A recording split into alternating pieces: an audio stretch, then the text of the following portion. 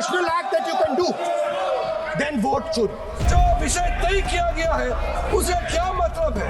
अगर चुनाव सुधार पर ही नहीं बोलेंगे तो फिर इतना समय सबका क्यों बर्बाद करना चाहते हैं नेता प्रतिपक्ष? एक मिनट बैठिए। We have a Brazilian woman who appears 22 times on the voter list of Haryana. सदन की गरिमा को बनाए रखें। आसन को चुनौती देने का प्रयास मत करिए, ये ठीक नहीं है। मैं इस तरीके से सदन की कार्रवाई नहीं चलने दूंगा। No, what is your problem? If anything unparliamentary, My problem is that दलितों को मंदिर में नहीं आने देते। My problem is that शादी में घोड़े पर बैठकर चल नहीं देते। मेरे जैसे कई लोगों का मानना है कांग्रेस पार्टी को पसंद आए ना आए, अगर वंदे मातरम के तुष्टीकरण की नीति के तहत 2 टुकड़े न करते तो देश का बंटवारा नहीं होता और देश पूरा होता। आपकी 56 इंच छाती तो रहने दो, लेकिन इससे देश को क्या फायदा हुआ तुम्हारे छाती का? अरे दिग्विजय जी, अब नौकरी पक्की है, इस आयु में क्या कर रहे हो भैया? अब नहीं जाएगी नौकरी। ये चुनाव जीते जाते हैं, हारे जाते हैं, लेकिन जिस संस्था की जिम्मेदारी निष्पक्ष रहना, वो आखिरकार संस्था निष्पक्ष क्यों नहीं है? सवाल ये है। आप तिरंगे का विरोध करते हैं, भारत के राष्ट्रीय ध्वज का विरोध करते हैं। जो लोग तिरंगे और राष्ट्रीय ध्वज का विरोध कर सकते हैं वो भारत माता के सच्चे सपूत नहीं है। वंदे वंदे वंदे। आप भी जरा बोलिए, आप तो सो गए। वोट चोरी सबसे बड़ा देश विरोधी काम है। सदन में चुनाव सुधारों पर चर्चा के दौरान यह बयान कांग्रेस सांसद और लोकसभा के नेता प्रतिपक्ष राहुल गांधी ने दिया है। चुनाव सुधार पर चर्चा हुई तो जिक्र एसआईआर का भी हुआ और आखिरकार उन मुद्दों पर चर्चा हो ही गई जिसकी वजह से पिछला पूरा सत्र चल नहीं पाया था। अंग्रेजी में दिए अपने भाषण में राहुल गांधी ने बीजेपी आरएसएस पर संवैधानिक संस्थानों, शिक्षा के संस्थानों पर कब्जा करने का आरोप लगाया है। कल की तरह आज भी लोकसभा में स्पीकर और राज्यसभा में चेयरमैन ने सांसदों से टॉपिक पर बोलने के लिए कई बार कहा। ऐसा ही राहुल गांधी के साथ भी हुआ। स्पीकर ओम बिरला ने विपक्षी सांसदों से यह तक कह दिया कि वो आसन को चुनौती न दें। राहुल गांधी ने ब्राजील की उस मॉडल की तस्वीर भी दिखाई जिसका जिक्र हाइड्रोजन बॉम्ब वाली प्रेस कॉन्फ्रेंस में किया गया था। लोकसभा में चुनाव सुधारों पर जो चर्चा हुई उसमें नेता प्रतिपक्ष राहुल गांधी के अलावा बीजेपी के सांसद निशिकांत दुबे, सपा प्रमुख अखिलेश यादव और अन्य सांसदों ने अपना वक्तव्य दिया। राज्यसभा में आज हुई चर्चा वंदे मातरम के 150 सालों पर। कल लोकसभा में हुई थी, आज राज्यसभा में हुई। कांग्रेस की तरफ से मल्लिकार्जुन खड़गे ने भाषण दिया और लगाया वंदे मातरम का नारा। बीजेपी और आरएसएस पर कई आरोप लगाए गए। जेपी नड्डा जो कि नेता सदन है, उन्हें खड़े होकर कहना पड़ा कि वो हर मुद्दे पर चर्चा करने के लिए तैयार हैं, मगर आज चर्चा वंदे मातरम पर की जाए। यही बात उपसभापति सीपी राधाकृष्णन ने भी कही। अमित शाह ने भी भाषण दिया। दिग्विजय सिंह की नौकरी को लेकर चुटकी ली और जिक्र किया जवाहरलाल नेहरू का, जिसका जवाब आरजेडी सांसद मनोज झा की तरफ से आया। अलावा इसके संसद के बाहर प्रियंका गांधी ने कांग्रेस सांसद और अपनी मां सोनिया गांधी को लेकर बयान दिया। क्या कहा यह भी आपको बताएंगे आज के वीडियो में। और बात करेंगे अखिलेश यादव ने चुनाव आयोग को लेकर क्या मांग की है। बीजेपी सांसद निशिकांत दुबे ने राहुल गांधी पर झूठ बोलने का आरोप क्यों लगाया है, ये सब भी आपको बताएंगे। नमस्ते, मेरा नाम सत्यम है और आप देख रहे हैं संसद के अंदर बाहर की कार्यवाहियों की परख करने वाला हमारा ये शो पार्लियामेंट स्ट्रीट। सबसे पहले बात लोकसभा की और चर्चा करते हैं नेता प्रतिपक्ष राहुल गांधी के भाषण की। 28 मिनट का भाषण था। राहुल गांधी ने पूरे भाषण में अंग्रेजी में बात की। कहा कि 30 जनवरी 1948 को महात्मा गांधी की हत्या के बाद से आरएसएस ने देश के संस्थानों पर कब्जा करने की कोशिशें की हैं। राहुल गांधी बोल ही रहे थे कि संसदीय कार्य मंत्री किरेन रिजिजू ने उन्हें टोका। क्या कहा गया, आइए सुनते हैं।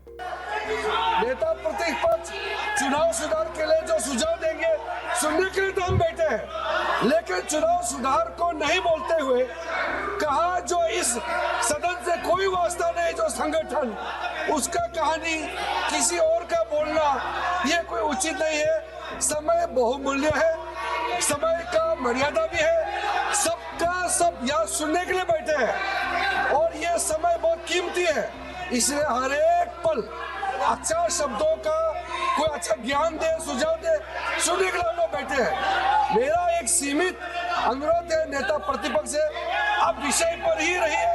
हम लोग सब बैठे हैं, गृह मंत्री जी भी सुनने के लिए बैठे हैं, लेकिन आप विषय पर नहीं बोलेंगे तो विषय तय किया गया है उसे क्या मतलब है? अगर चुनाव सुधार पर ही नहीं बोलेंगे तो फिर इतना समय सबका क्यों बर्बाद करना चाहते हैं नेता प्रतिपक्ष? इसके बाद राहुल गांधी ने वही आरोप लगाए जो हाइड्रोजन बम की प्रेस कॉन्फ्रेंस के समय वोट चोरी के बारे में लगाए गए थे। कहा कि हरियाणा, महाराष्ट्र, कर्नाटक में वोट चोरी हुई है, जिसके उदाहरण वो दे चुके हैं, मगर चुनाव आयोग ने कोई एक्शन नहीं लिया। इस बीच विपक्षी सांसदों की तरफ से हंगामा भी किया गया और राहुल गांधी ने वोट चोरी को लेकर और भी बातें कही। क्या क्या कहा, आइए सुनते हैं। What is the result of controlling the Chief Election Commissioner and the Election Commission? First of all, we have a set of election campaigns that are tailored for the Prime Minister. 3-month, 4-month, 5-month long campaigns are taking place so that the Prime Minister's schedule can be fitted in to the program. Second, we have a Brazilian woman who appears 22 times on the voter list of Haryana. Please. No. 22 times this lady appears. एक minute please एक minute. आप नेता प्रतिपक्ष है, मैं इस तरीके से सदन की कार्रवाई नहीं चलने दूंगा। The biggest anti-national act you can do is vote chori. There is no bigger anti-national act that you can do than vote chori. Because when you destroy the vote, you destroy the fabric of this country. You destroy modern India, you destroy the idea of India. So I'd like to conclude by saying vote chori is an anti-national act, and those across the aisle are doing an anti-national act. Thank you. BJP सांसद निशिकांत दुबे इसके बाद बोलने के लिए उठे और राहुल गांधी पर झूठ बोलने का आरोप लगाया। कहा कि उन्हें गर्व है कि वो आरएसएस से हैं। क्या बोले निशिकांत दुबे, आइए सुनते हैं। धन्यवाद सभापति महोदय। क्या बोला भाई? आए थे हरिभजन को ओटन लगे कपास, पौधा पहाड़ निकली चुई। शहीदों की चिताओं पर खड़ी कांग्रेस जिसने भारत को विभाजित किया, आज राहुल गांधी के बयान से मुझे लड़खड़ाती भी नजर आई सभापति महोदय। ये संविधान की बात करती भी नजर आई और मैं 1976 का ये पूरा डिबेट लेकर आया। ये संविधान कैसे कांग्रेस ने तार-तार किया, इसका कोई जवाब नहीं। केवल संविधान की ऐसे किताब नहीं होता है कि शिकारी आएगा, जाल बिछाएगा, दाना डालेगा, उसमें कोई फंसना नहीं। उसी तरह से सभी जो है फंस गए चिड़िया। ये संविधान का किताब जो है राहुल गांधी और उनकी पार्टी के लिए केवल एक उसी प्रकार की कहावत है सभापति महोदय। आप ये समझें, ये 76 में स्वर्ण सिंह की कमेटी बनी 1975 में। उन्होंने सारे इंस्टीट्यूशन को खत्म कर दिया अध्यक्ष महोदय, जिसके लिए आज फिर से लगे हुए हैं। इस संविधान में 121 बार राष्ट्रपति का जिक्र है। इस संविधान में 121 बार राष्ट्रपति महोदया का जिक्र है, महोदय का जिक्र है। आपको आश्चर्य होगा कि एक संशोधन के माध्यम से राष्ट्रपति के सारे अधिकार को कांग्रेस ने खत्म कर दिया। सोशल मीडिया पर और टीवी चैनल्स पर कल जो प्रियंका गांधी वाड्रा ने भाषण दिया था, उसकी चर्चा खूब चल रही है। आज प्रियंका गांधी से सवाल कांग्रेस सांसद और उनकी मां सोनिया गांधी के बारे में पूछा गया। क्या जवाब उन्होंने दिया, आइए सुनते हैं। मैम, नागरिक बनने से पहले वोटर बनने का आरोप है। वोट डाला है देश में, प्रमाण है उनके पास? बिल्कुल झूठ है, बिल्कुल झूठ है। उन्होंने वोट तब डाला जब वो सिटीजन बनी। प्रमाण दिखाएं। ये झूठ क्यों बोल रहे हैं लोग? क्यों उनके पीछे पड़े हुए हैं? बेचारी 80 साल की होने वाली है, पूरी उम्र उन्होंने देश की सेवा की है, तो इस उम्र में तो छोड़ देना चाहिए। इधर राज्यसभा में चर्चा वंदे मातरम के 150 सालों पर हुई। सरकार की तरफ से गृह मंत्री अमित शाह ने इस पर चर्चा की जो है शुरुआत की।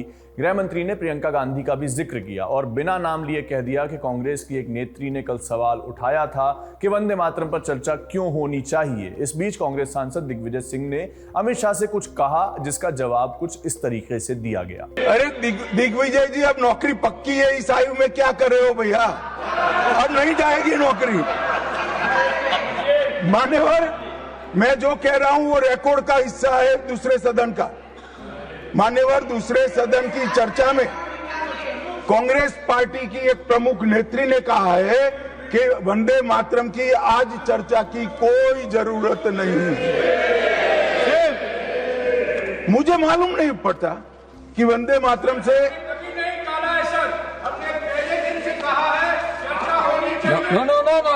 रमेश क्या कहा? जयराम रमेश जी प्लीज बैठिए, प्लीज आप बैठिए जी। साहब, माननीय सदस्य जयराम जी का प्रॉब्लम है कि वो सिर्फ विपक्ष की ही बात सुनते हैं, अपने नेताओं की बात को सुनते नहीं है। मैंने ऐसा नहीं कहा, आपने कहा है। मैंने ऐसा कहा कि लोकसभा में चर्चा में कांग्रेस पार्टी की एक प्रमुख नेत्री ने कहा है कि अभी इस समय वंदे मातरम की चर्चा की कोई जरूरत नहीं। ये रिकॉर्ड पर है, रिकॉर्ड पर।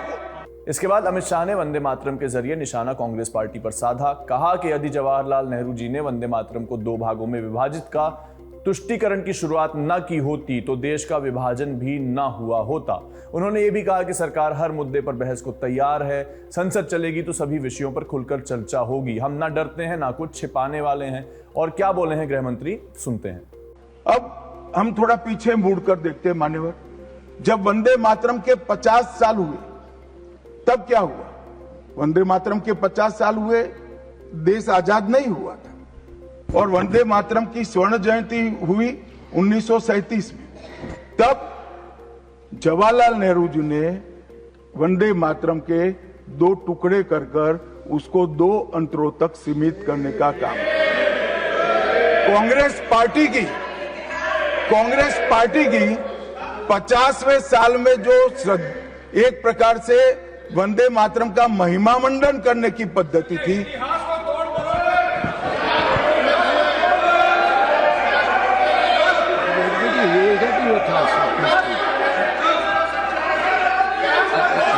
Right here, you will get your chance to speak, na? Unless he yields, right here, no. Unless he yields, how I can? Unless he yields, how I can? मान्यवर, 1 मिनट में उनको बहुत समय दिया गया, अपने समय पर बोले ना, मुझे कोई आपत्ति नहीं। आपका समय, खड़गे साहब आपका समय आएगा। Garge ji, सभापति you are going to get your time. Please wait. Garge ji, you are going to get your time. Please wait. Let him speak.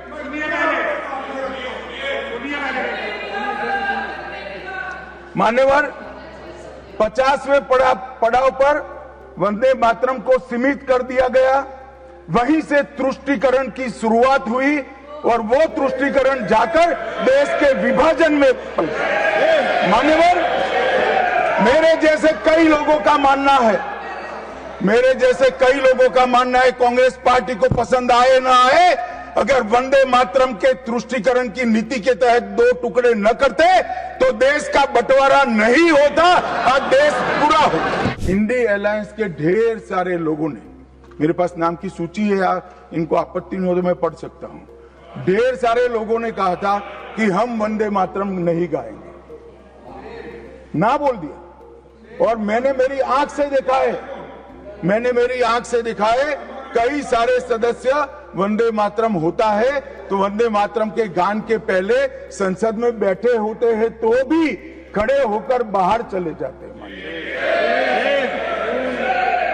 मैं आपको विश्वास से कह सकता हूं मान्यवर, ये कह रहे हैं कि कांग्रेस पार्टी पर झूठे आरोप लगाए। मैं विश्वास से कह रहा हूं, भारतीय जनता पार्टी का एक भी सदस्य वंदे मातरम के गान के वक्त सम्मान के साथ खड़ा न हो, ऐसा हो ही नहीं सकता। सभापति जी, जब देश कहीं बड़ी समस्याओं जैसे आर्थिक संकट, बेरोजगारी, सामाजिक मुद्दे में से जूझ रहा है, तब भी प्रधानमंत्री की दिलचस्पी केवल चुनावी प्रचार में रहता है, ना कहीं ऐसे ध्यान भटकाने के सब चीजें इस सदन के सामने लाकर इसमें अपना समय देते हैं। सर, उन्होंने वंदे मातरम पर बहस केवल बंगाल चुनावों के ध्यान में रखकर ही की है, ये मेरा कहना है। ये उसीलिए तो आपने ये की। इस गलत फहमी में न रहे कि गुरुदेव रविंद्रनाथ टैगोर पर हमला करके असली मुद्दों से ध्यान हटाया जा सके, ये नहीं हो सकता। इस सदन का उद्देश्य यही होना चाहिए कि देश के सामने मौजूद ज्वलंत मुद्दे पर ध्यान केंद्रित किया जाए, क्योंकि भारत माता को सच्ची श्रद्धांजलि तभी होगी जब ये संसद जनता के मुद्दों और उनके समाधान के बारे में बहस करे। ये मेरा कहना है। चुनाव सुधारों पर बात करते हुए सपा सांसद अखिलेश यादव ने एसआईआर को लेकर कहा है कि ये एसआईआर नहीं है, अंदर ही अंदर ये एनआरसी वाला काम किया जा रहा है, इसलिए डिटेंशन सेंटर बन रहे हैं। अखिलेश यादव ने क्या क्या कहा, इसके अलावा ये बोला कि ईवीएम पर निशाना साधा और कहा कि चुनाव बैलेट पेपर से होने चाहिए। पूरा बयान अखिलेश यादव का आप भी सुनिए। जब वन नेशन वन इलेक्शन की बात हो रही है और अभी सत्ता पक्ष के माननीय सदस्य ने कहा कि वो एक वोटर लिस्ट भी करा देंगे, ये बात मैं कह दूं अध्यक्ष महोदय, उन्होंने ये कहा कि वन नेशन वन इलेक्शन तो होगा ही होगा, लेकिन एक वोटर लिस्ट भी एक होगी। हमें उम्मीद है कि वोटर लिस्ट एक होगी और वोटर कार्ड ऐसा बने। अभी तक तो हम आधार कार्ड के लिए मांग करते थे। देश के प्रधानमंत्री जी कहते हैं कि हम तो कई समस्याओं का समाधान कर चुके हैं, सेल्फ एफिडेविट, सेल्फ अटेस्टेड अगर आप दे देंगे डेट ऑफ बर्थ तो हम स्वीकार कर लेंगे। लेकिन अब सुनने में आ रहा है यूपी में आधार ही को स्वीकार मान ही नहीं रहे हैं उसको। आधार जैसा कार्ड जो जिसमें सब कुछ डॉक्यूमेंटेड है, आपके फिंगर्स हैं, आपकी आई है, आपका पूरा डिटेल है, उसके बाद भी आप आधार को नहीं मान रहे, इसका मतलब ये एसआईआर नहीं है, ये अंदर ही अंदर एनआरसी वाला काम कर रहे हैं। क्योंकि हमने उत्तर प्रदेश में सुना है कि वहां के मुख्यमंत्री जी कह रहे हैं कि हम डिटेंशन सेंटर बना रहे हैं। वही एसआईआर में जिसका नाम नहीं उसके लिए डिटेंशन सेंटर की जरूरत है। इसका मतलब अध्यक्ष महोदय, जो काम ये खुल के नहीं कर सकते थे एनआरसी, वो काम ये एसआईआर के बहाने कर रहे हैं, तभी ये कभी कभी कहते हैं घुसपैठियां हैं और डिटेंशन सेंटर बन रहे हैं। चंडीगढ़ से कांग्रेस सांसद हैं मनीष तिवारी। सबसे पहले इस चर्चा में वही बोले थे लोकसभा में। उन्होंने कहा कि देश के इतिहास में सबसे बड़ा चुनाव सुधार पूर्व पीएम राजीव गांधी ने किया था, जब उन्होंने वोट देने की उम्र को 21 से कम करके 18 साल कर दिया था। मनीष तिवारी ने संविधान की धारा 327 का जिक्र किया, कहा कि चुनाव आयोग को एसआईआर करवाने का अधिकार ही नहीं है, चुनाव आयोग को सिर्फ मतदाता सूची ठीक करने का अधिकार दिया गया था, वो पूरे राज्य के लिए एसआईआर नहीं कर सकता। एसआईआर करने के कारण क्या हैं, ये सदन के पटल पर रखने चाहिए। मनीष तिवारी का पूरा बयान आपको सुनाते हैं। अगर सबसे पहला कोई चुनाव सुधार इस देश में होना चाहिए अध्यक्ष जी, तो वो चुनाव सुधार होना चाहिए जो कानून 2023 में बना था, जो इलेक्शन कमीशन के जो सदस्य हैं उनके चयन को लेकर जो कानून बना था, जो उसकी धारा 7 है, उसकी सिलेक्शन कमेटी में माननीय प्रधानमंत्री, नेता विपक्ष लोकसभा और एक कैबिनेट मंत्री जिसको प्रधानमंत्री सुनिश्चित करते हैं, वो 3 लोगों की समिति है। मेरा ये सुझाव है कि इसमें 2 सदस्य और जोड़े जाने चाहिए, एक नेता विपक्ष राज्यसभा और दूसरा नामजद तौर पर भारत के मुख्य न्यायाधीश the chief justice of India. तो 2 लोग सरकार से रहेंगे, 2 लोग विपक्ष से रहेंगे और एक उसमें चीफ जस्टिस ऑफ इंडिया मुख्य न्यायाधीश रहेंगे। और अध्यक्ष जी, अगर ऐसी समिति बनेगी तो फिर ठीक से खेला होगा, फिर ठीक से खेला होगा। और ये जो लोगों के मन में भ्रम है चुनाव आयोग को लेकर, उसको शांत करने में बहुत एक अहम रोल प्ले करेगा। इधर राज्यसभा में संजय सिंह और मनोज झा ने क्रांतिकारियों का उदाहरण दिया, आरएसएस की बात की। कहा गया कि शहीद भगत सिंह, राजगुरु, सुखदेव और खुदीराम बोस वंदे मातरम का नारा लगाकर फांसी के फंदे पर चढ़ रहे थे, तब आपके पुरखे यानी बीजेपी से सवाल किया वो क्या कर रहे थे। इसके अलावा कहा गया कि आरएसएस ने तो 52 साल तक अपने कार्यालय पर तिरंगा झंडा भी नहीं फहराया। इसको लेकर सवाल भी पूछे गए। दोनों सांसद मनोज झा और संजय सिंह के बयान आप भी सुनिए। मैं वंदे मातरम के माध्यम से कश्मीर पे बोलूंगा, शाम में मेरी ट्रोलिंग हो जाएगी। मैं नहीं बोलूं क्या? चुप हो जाऊं भय से, डर से? सर 1 मिनट का वक्त दीजिए, मैं ज्यादा वक्त, मेरे दूसरे स्पीकर हैं वो बोलेंगे, बस उसको 1 मिनट का वक्त दीजिए। मेरी बातें अधूरी रह गई हैं, लेकिन ऐसे अवसरों पर अक्सर होता है। सालगिरह जरूर मनाएं, गिरह का ध्यान रखें।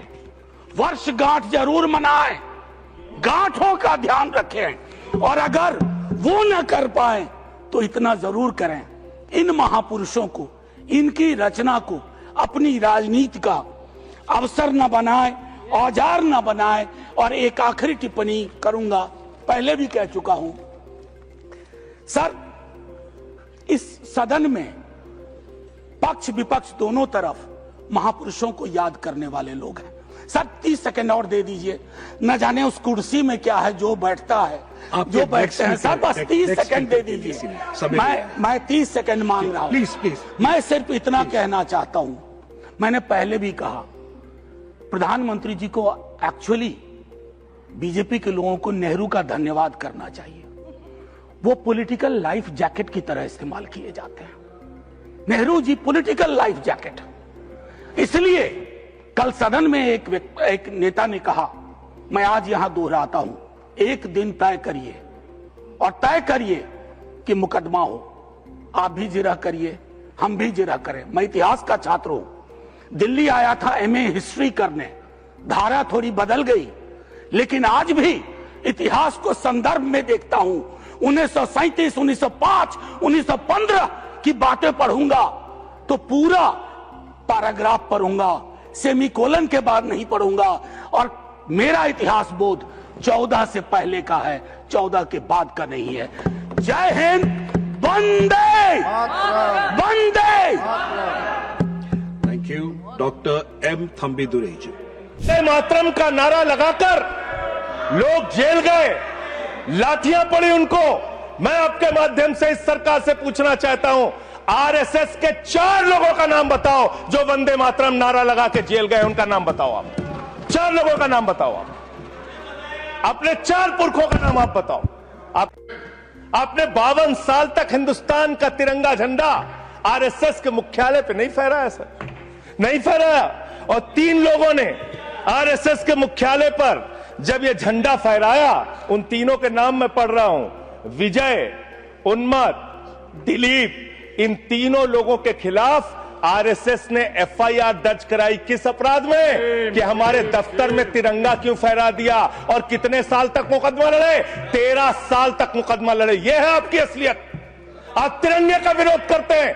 अन्य खबरों की बात करें तो आज कांग्रेस सांसद सोनिया गांधी का 79वां जन्मदिन था। पक्ष विपक्ष के सांसदों ने उन्हें बधाई दी, केक भी काटा गया, जिसकी तस्वीरें स्क्रीन पर देखी जा सकती हैं। उनसे जब पूछा गया कि वो अपने जन्मदिन पर क्या कहेंगी तो उनका जवाब था वंदे मातरम। आज के पार्लियामेंट स्ट्रीट में बस इतना ही। अब हमारी मुलाकात आपसे कल होगी और आपको बताएंगे कि कल संसद में दोनों सदनों में क्या कुछ बात होगी, किन मुद्दों को उठाया जाएगा। देखने के लिए शुक्रिया।